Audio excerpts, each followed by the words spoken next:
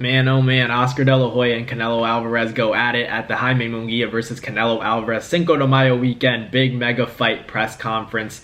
Man, drama is just really circulating within the boxing world right now. Obviously, you guys saw it. You guys saw. I don't know if you guys understand Spanish, but I understand a little bit. Took a little bit in high school, and now, hearing all those curse words from Canelo Alvarez, man, he is not happy. He stepped to Oscar De La Hoya and looked like he wanted to throw down right there, like he wanted to fight Oscar. And you got to remember, these guys have known each other, done business since 2018. Now getting close to 6 years away from that, I think Oscar De La Hoya and Canelo Alvarez, it's a bit of a rivalry, I think, in my opinion.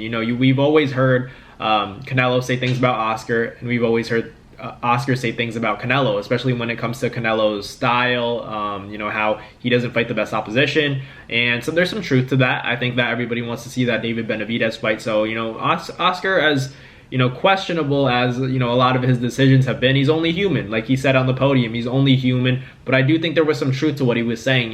He did help promote Canelo and Floyd Mayweather. He did bring this Golden Boy Promotions to where it is today, and I think he's been very successful with it. And Canelo, in his own right, he did the fighting, so he deserves his credit. I don't think that Golden Boy is only responsible for Canelo's success. Canelo does the fighting, beats his opponents, and he is Canelo with or without Golden Boy. So I think there's truth to what both Oscar and Canelo are saying, but ultimately it was interesting. Like they both have valid points, but they both went at each other. So I don't know who won the war. Let me know in the comments who you guys think won the war. I think I was gonna say Oscar, but Canelo clapped back very well as well. Talking about everything Oscar has done, his questionable past, and how he steals from his fighters. I mean, what promoter is really not stealing from their fighters to an extent? I think every promoter, a promoter serves as the middleman.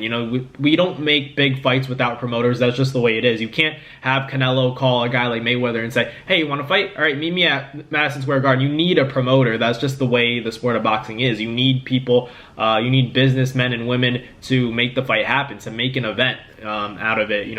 Secure a venue, secure a date, secure a location, and it does take a lot of logistics and planning to really make a fight happen, let alone the negotiation process. So I do think promoters, they deserve a cut. They're not like managers. I think managers are a little bit different, to the point where managers are basically just bringing you to the promoters. The fighters can go to the promoters themselves. The promoters are the real necessity in the sport of boxing. So I don't want to overlook Oscar De La Hoya. And a lot of people are saying, Oscar De La Hoya is stealing the shine from Jaime Munguia.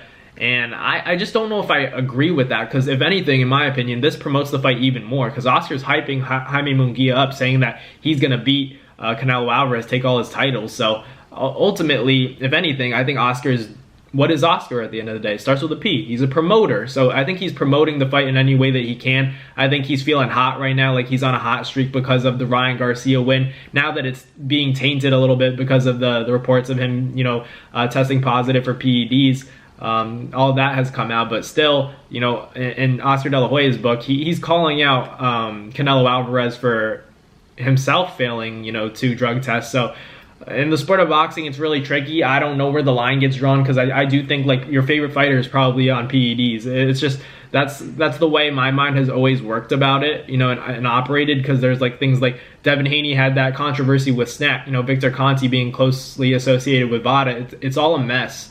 It's all a mess that you can't really overlook. You only look at it when it's relevant, if you know what I mean. Like Ryan Garcia won, so now the test comes out, but if he fights again, people are gonna still remember it, but they're still gonna want to see it. They're still gonna want to see Ryan Garcia fight.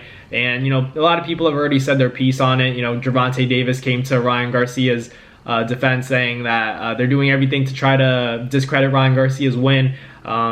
Kick Eddie Hearn out of the sport of boxing. He's a silver spoon-fed kid. So, Tank has said his piece, but I think he's ultimately just trying to make his win against Ryan Garcia look even more impressive than it did. Because, everybody talks about the rehydration clause, the catch weight. You real boxing fans know that did play a factor in that fight. I'm not saying Ryan Garcia would have beat him either way. I still think Tank might be IQ-wise, a little bit too gifted and a little bit too powerful. But ultimately, still, I think that Tank's motive in defending Ryan Garcia was to ultimately show the people that, I beat the guy who beat the guy. If Devin beat Ryan, then we could make that fight happen. But Ryan beat the crap out of Devin. So me beating Ryan, that places my victory even higher than it was before. So it's a big mess in the sport of boxing right now. But to see Canelo Alvarez and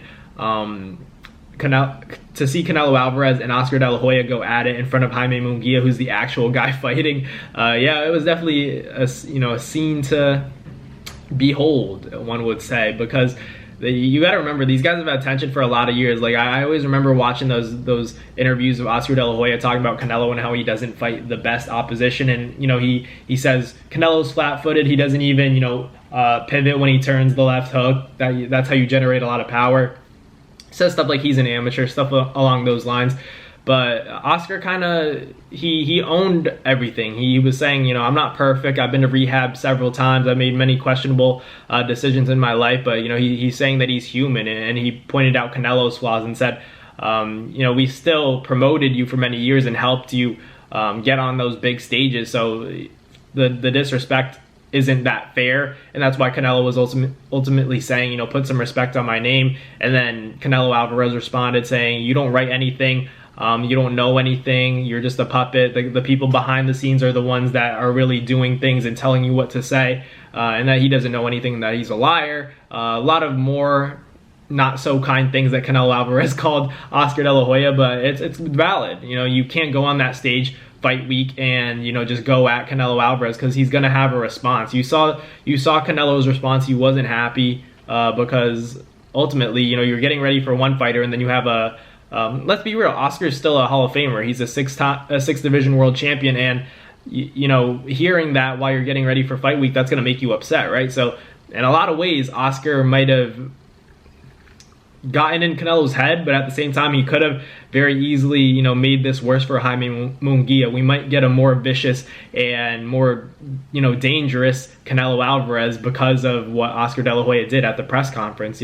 Instead of just sweeping it under the rug and being professional about it. And don't get me wrong, I respect Oscar for bringing this to people's attention, but I also do, worry a little bit about Jaime Munguia, because I picked Canelo before the fight, but now it's like he might go in there and try to really hurt Jaime. But it sucks because Jaime's he's a good kid. He's a fun fighter to watch. He's never in a boring fight, but I just don't know if he doesn't have that one-shot power that's going to put him away. If anything, he's going to have to, rely on his youth, the fact that he's the younger guy, the hungry lion, and that stamina is going to have to be, elite. And the volume, the output has to also be elite. I don't know if he's going to be able to counter Canelo. I think Canelo's just a little bit too experienced, and Canelo's probably going to put a lot of punishment. I'm just not sure. I'm not sure if he gets slept, but I think an accumulation of what Canelo does could potentially get him out of there, especially now that Oscar's kind of poked the bear. But I don't know if Canelo really stops him, but I wouldn't be surprised now. He might have a little extra motivation to stop Jaime Munguia. Hopefully it doesn't happen, being coached by Freddie Roach, an all-time great. So this is an interesting duo that we're getting the chance to watch in the ring on Saturday night, Cinco de Mayo weekend. It's going to be a entertaining fight regardless. I know that this isn't the fight that maybe we all asked for. I think we all asked for that David Benavidez fight, but ultimately it's still an exciting fight for the sport of boxing. You got a Mexican and another Mexican. What what more can you ask for? It's gonna be, maybe it's not the Mexican you wanted. I know a lot of us wanted David Benavidez, but maybe this is one of those fights that helps promote that fight. I still don't think David Benavidez and Canelo is as big of a fight as people make it out to be. I think David still needs one or two signature wins over credible opponents, that to the point where it's all right, Canelo might very well be saving David Benavidez for his last fight. We don't really know what his plans are. We're hearing about Jamal Charlo, but ultimately, I think that Canelo, I have some strong feeling that Canelo's saving David for the last one, and then he retires after that. Because ultimately, who is there really to fight? I've been saying the Terrence Crawford fight, but it doesn't seem like Canelo's interested. Terrence wants a big payday. I think Canelo wants a big payday. If Terrence were to come up and Canelo beat him, he's gonna get, maybe he doesn't get credit from certain fans saying that you brought up a smaller guy to fight, But, you know, he fought Amir Khan. Like, it's the same situation, but you get paid way more money. So I don't see why Canelo wouldn't take a Terrence Crawford fight if he doesn't take a David Benavidez fight. I think those are two major fights that Canelo could easily make before he hangs the gloves up. But let me know in the comments what you guys think about Oscar De La Hoya and Canelo Alvarez going at it at the press conference for the Jaime Munguia fight. But thank you guys for watching. Like, comment, subscribe, and I'll catch you guys on the next one. Peace. That's going to do it for another NASFight Media video, guys. Thank you guys so much for watching. It's been your boy, Matt Nabong, with another video. Hope you guys enjoyed it all. Thank you guys for the constant support. Salute to y'all always. It's been your boy.